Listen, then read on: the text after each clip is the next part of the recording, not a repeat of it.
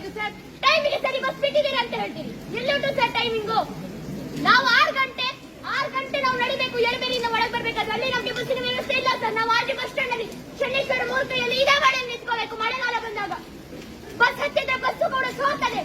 Bus ಅಲ್ಲಿ ಕೂಡ ಹಾಕಿ ಕೂಡುದ, bus ಕೂಡ ಸರಿ ಇಲ್ಲ ಸರ್. ಒಂದೇ ಬಸ್ ಇರುವುದು 8 ಗಂಟೆಗೆ ಒಂದು ಬಸ್ಸು, ಅದಾದ್ಮೇಲೆ ಇರುವುದು 9 ಕಾಲಿಗೆ, 9 ಗಂಟೆ 10 ಗಂಟೆಗೆ. ಅದು ಪ್ರೈವೇಟ್ ಕೂಡ, ಅದು ಪ್ರೈವೇಟ್. ಪಾಸ್ ಮಾಡಿಸಲು ಏನ್ ಮಾಡ್ಬೇಕು ನಾವು? ನಾನು ಹೆಣ್ಣು ಹೌದು, ನನಗೆ ಫ್ರೀ ಬಸ್ ಉಂಟು ಅಂತ ಹೇಳ್ಬೋದು ಸರ್ ನೀವು. ಆದ್ರೆ ನಾವು ಮೊದಲು ಪಿಯುಗೆ ಹೋಗ್ಬೇಕಾದ್ರೆ ನಾವು ಪಾಸ್ ಮಾಡಿ ಹೋಗಿದ್ದೇವೆ ಸರ್.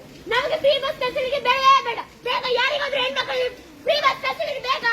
ಬೇಡ ಬೇಕಾ? ಬೇಡ ಬೇಡ ಸರ್. ನಾವು ಹೇಳ್ತೇವೆ ನಮ್ಗೆ ಬೇಡ.